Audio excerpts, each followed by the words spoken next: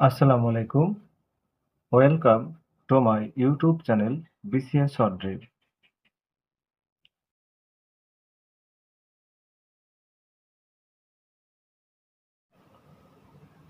কোনো ব্যক্তির কোনো নির্দিষ্ট স্থানে গিয়ে আবার পূর্বের স্থানে ফিরে আসতে মোট ৯ ঘন্টা সময় লাগলো। যদি স্থির পানিতে তার গতিবেগ 18 কিলোমিটার এবং স্রোতের গতি 6 কিলোমিটার হয়, তাহলে ওই নির্দিষ্ট স্থানটি কত দূরে অবস্থিত? তাহলে দেখুন, এখানে বলা হচ্ছে যে ধরলাম এই দুটো স্থান, এখানে এ আর বি দুটো স্থানের মধ্যে এক ব্যক্তি এ থেকে যাত্রা শুরু করে আবার বিতে চলে আসলো, আগের জায়গায় ফিরে আসলো। এতে তার মোট 9 ঘন্টা সময় লেগেছে। আচ্ছা, আরেকটা তথ্য দেওয়া আছে, বলছে যে স্থির পানিতে তার গতিবেগ 18 কিলোমিটার, মানে শুধু তার বেগ হচ্ছে 18 কিলোমিটার।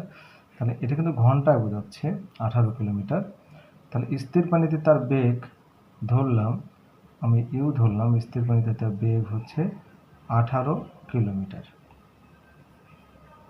Per hour.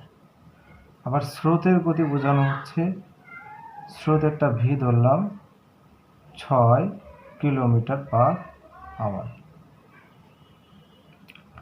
এখন আমরা জানি যে অনুকূলে স্রোতের, আমি ধরলাম যাওয়ার সময় তার সে অনুকূলে গেছে, আবার আসার সময় তাহলে প্রতিকূলে আসবে, উল্টো হবে। তাহলে স্রোতের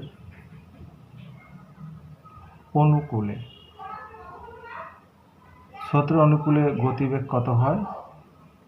তাহলে স্রোতের অনুকূলে গতিবেগ হয় হচ্ছে, দুইটা যোগ হয়। স্রোতের অনুকূলে যখন হয় তখন সে দুটো বেগই পায়, স্রোতের বেগও পায় আবার নিজের বেগটাও পায়। তাহলে স্রোতের অনুকূলে হয় ইউ প্লাস ভি, তার মানে হচ্ছে 18 প্লাস 6 24 কিলোমিটার পার আওয়ার। যখন স্রোতের বিপরীত হয়, স্রোতের প্রতিকূলে যখন হয় তখন বিয়োগ হয়, গতি বেগ। স্রোতের প্রতিকূলে বেগ হবে তাহলে ইউ মাইনাস ভি। তাহলে এখানে 18 মাইনাস 6, তার মানে হচ্ছে 18 থেকে 6 বিয়োগ দিলে তাহলে হচ্ছে 12। এটা হচ্ছে পার আওয়ার। এখন আমাদের যে প্রশ্নটি যেটা বলা হয়েছে যে তার এই যেতে এবং আসতে মোট 9 ঘন্টা সময় লেগেছে। আমি ধরলাম তার যেতে T1 সময় লেগেছে আর ফিরে আসতে লাগছে T2 সময়, এই মোট হচ্ছে 9 ঘন্টা। এটা আমরা ধরে নিলাম, অর্থাৎ এটা প্রশ্ন মতে যেখানে আমি ধরেছি যেতে হচ্ছে T1, ফিরে আসতে T2। এটাকেই সমাধান করি। তাহলে এখন এটা সমাধান করলে হয়ে যাবে। এখন সময় মানে কি, আমরা জানি D ইকুয়াল টু ভিটি, আর T ইকুয়াল টু কি, T মানে হচ্ছে D বাই ভি, অর্থাৎ আমরা মোট দূরত্বকে ভি। এখন এই দুইটার মধ্যে দূরত্ব আমরা একটা ধরলাম, এই দূরত্বটা হচ্ছে, এই দুটো জায়গার মধ্যে দূরত্ব হচ্ছে ডি। এটাই আমাদেরকে মূলত বের করতে বলছে, ডি ধরে নিলাম। তাহলে এখানে যাওয়ার সময় হচ্ছে মোট দূরত্ব ভাগ হচ্ছে বেগ। যাওয়ার সময় বেগটা অনুকূলে ছিল, যাওয়ার সময় বেগটা হচ্ছে আমাদের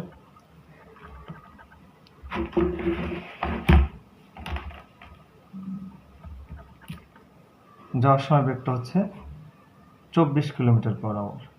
আচ্ছা, আর যাওয়ার সময় দূরত্ব বাই, আর ফিরে আসার সময় তার গতি প্রতিকূলে আসছে, তখন তার বেগ ছিল 12 কিলোমিটার, মোট হচ্ছে 9। সমাধান করলেই হয়ে যাবে।